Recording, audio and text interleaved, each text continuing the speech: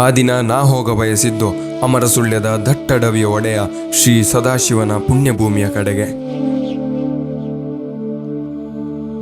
ಅವತ್ತು ನನ್ನೊಳಗಿದ್ದ ಆ ಕಾತುರ ಕುತೂಹಲಕ್ಕೆ ನಮ್ಮ ದ್ರೋಣಾಚಾರ್ಯರ ಕಣ್ಣುಗಳು ಸಾಕ್ಷಿಯಾಗಿದ್ವು.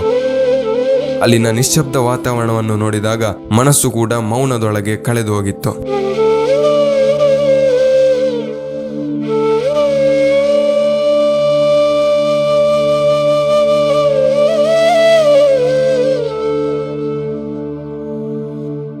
ಮುಂದೆ ಹೋಗ್ತಿದ್ದ ನನ್ನನ್ನು ಕೈ ಬೀಸಿ ಕರೆದ ಹಾಗೆ ಅನಿಸಿದ್ದು ಆ ಸುತ್ತಲಿನ ದಟ್ಟ ಕಾಡುಗಳು.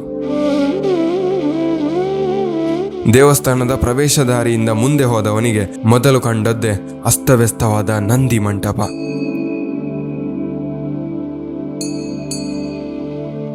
ಸದಾಶಿವನ ಬರುವಿಕೆಗೆ ಕಾಯ್ತಾ ಇದ್ದ ನಂದಿ ವಿಗ್ರಹ ಅಲ್ಲಿ ಇಲ್ಲಾಗಿತ್ತು. ಆದ್ರೆ ಆವಾಗ ನಂದಿ ರೂಪ ಬಂದೋಗ್ತಾ ಇದ್ದದಕ್ಕೆ ಸಾಕ್ಷಿಗಳು ಸಿಕ್ಕಿತ್ತು.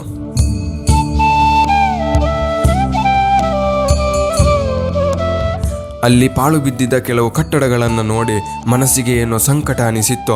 ಆದ್ರೂ ಇತಿಹಾಸಗಳ ಹಿಂದೆ ಮಹಾದೇವನಿಗೆ ವೈಭವದ ಪೂಜೆ ಆಗ್ತಾ ಇರ್ಬೋದು ಅಂತ ನಮ್ಮೊಳಗೆ ಮಾತು ಶುರುವಾಗಿತ್ತು.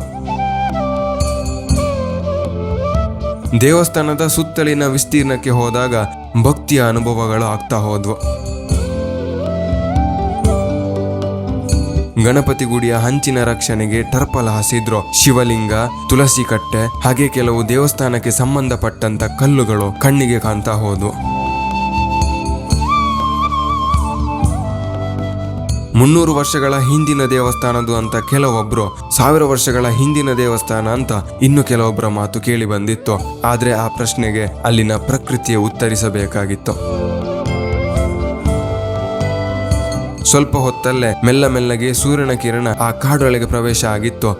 ಮನಸ್ಸಲ್ಲಿ ಒಂದು ಕಡೆಯಿಂದ ನೆಮ್ಮದಿ, ಇನ್ನೊಂದು ಕಡೆಯಿಂದ ಪ್ರಶ್ನೆಗಳು ನನ್ನನ್ನು ಒಂದೊಂದಾಗಿ ಕೊರಳಿಕೆ ಶುರು ಮಾಡಿದ್ವು. ಒಂದು ಕಡೆ ಪಯಸ್ವಿನಿ ನದಿ, ಸುತ್ತಲಿನ ದಟ್ಟ ಕಾಡು. ಈ ಮನುಷ್ಯನಂತ ಸ್ವಾರ್ಥಿಯಿಂದ ಇಷ್ಟು ದೂರ ಪ್ರಶಾಂತವಾಗಿ ಕೂತ ಸದಾಶಿವನ ದರ್ಶನ ಸಿಗದಿದ್ರು ಅವನ ದೇವಸ್ಥಾನ ನೋಡಿ ಮನಸ್ಸಿಗೆ ನೆಮ್ಮದಿ ಅನಿಸಿತ್ತು. ಎಷ್ಟೋ ಕಾತುರತೆಯಿಂದ ಅಲ್ಲಿಗೆ ಹೋಗಿದ್ದೆ, ಅಷ್ಟೇ ಪ್ರಶ್ನೆಗಳನ್ನ ಕೂಡ ಹೊತ್ತು ತಂದಿದ್ದೆ. ಗತಕಾಲದ ಆ ವೈಭವ ಹೇಗಿರ್ಬೋದು ಅಂತ ಮನಸ್ಸಲ್ಲೇ ಯೋಚನೆ ಗುಜಾರಿದ್ದೆ.